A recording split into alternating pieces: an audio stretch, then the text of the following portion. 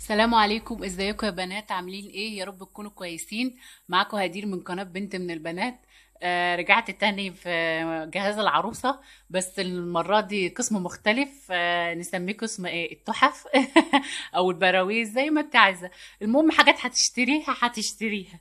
هي انا جبت كده شوية حاجات كده تعتبر ايه، تحف، اكسسوارات، زينة، زي ما انت عايزة سميها. حبيت اعرضها لكم واقول لكم الاسعار، يا رب تعجبكم. اول حاجه اشتريتها هو البرواز ده. هحاول اجيبه لكم من بعيد. هو شكله حلو قوي قوي، ومكتوب عليه الحمد لله آية قرآنية. الحمد لله رب العالمين. هو حلو قوي على فكرة. ده شغل يعني، مش كتابة. اسمها ايه؟ تطريز. انا فكرة انا بعرف اعمل الحاجات دي. بعرف اعمل اللي هو التطريز ده. جميل وسهل قوي قوي. حلو قوي وعجبني كده يعني. شكله حلو ولازم نجيبه. ده شكله.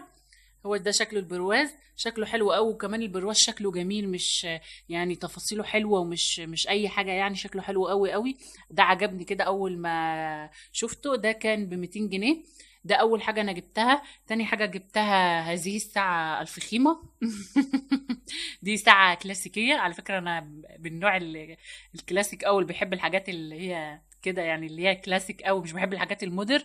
هي دي شكلها عجبتني قوي قوي، ولفتت نظري في المعرض اول ما شفتها يعني. والله حلوه قوي قوي بصراحه. وتعلقيها كده، حتى لو في ناس تقول ايه، مش ضروري ساعه وخلاص بقى والجو ده. بس والله انا جايباها بصراحه للامانه، مش حكايه انها ساعه، ان هي تحفه كده. تعلقيها في يعني في الصاله، في الصالون، في اي حته. شكلها كده فخم.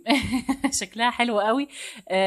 يعني انا جايباها كتحفه. والله شكلها عجبني قوي، بالذات ان هي ما فيهاش عقارب وكده. فيها الفصوص دي. احاول اقربها لكم كمان شويه. الفصوص دي شكلها حلو قوي. جميله قوي. اللي هنا اللي تحس ان هي معموله كده باتقان كده. شكلها عجبني قوي جدا يعني. بصراحه دي لما شفتها عجبتني كده، حبيت اجيبها. دي كانت تاني حاجه جبتها. دي كانت ب 500 جنيه. على فكره كل الحاجات دي انا جايباها قريب، هتلاقيها بنفس السعر ان شاء الله يعني. جايباه قريب. ايه ده، انا جايباه خلاص. ما فيش يعني. فهتلاقيها ان شاء الله بنفس السعر.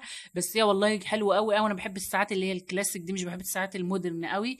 انا بحس دي احسن كده واقيم، وشكلها تعلقيه كده جميل يعني، مش اي حاجه. دي كانت تاني حاجه جبتها، وزي ما قلت لكم ان هي ب 500 جنيه. تالت حاجه جبتها البرواز ده هكذا البرواز. ده شكله من نفس المعرض ونفس كل حاجة برضك. هما شروة كده من نفس المكان. ده شكله بقى، بس المرة دي ده بقى طاووس كده، شكله حلو. ده بقى مش تطريز، ده رسم. يعني ده رسم كده وجميل، وبرضك ونفس هنا التفاصيل هنا برضك. شوفوا في منتهى الشياكة بصراحة يعني. هنا مختلفة الرسمة هنا شوية عن الناحية التانية يعني. هنا بصوا عاملة ازاي. هنا دي رسمة. ودي رسمة. وهنا ساعة. وهنا ساعة في النص كده واقفة فخيمة كده، معتزة بنفسها. ده برضك بنفس الثمن ب 200 جنيه. ده حاجة، دي آخر حاجة جبتها.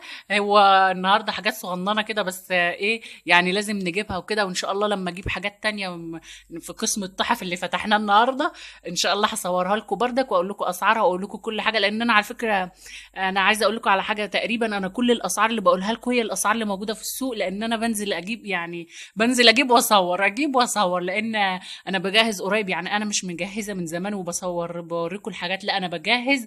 اللي بجهزه بصوره لكم. فانا جبتهم دول وحبيت اصوره لكم، يا رب يعجبوكم. نلقي نظره اخيره عليهم. الطاووس، الساعه.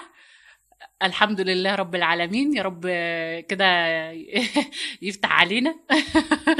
كلنا يا رب. وان شاء الله كل حاجات عجبتكم. واستنوني في فيديوهات تانية في قسم تاني. والسلام عليكم ورحمة الله وبركاته.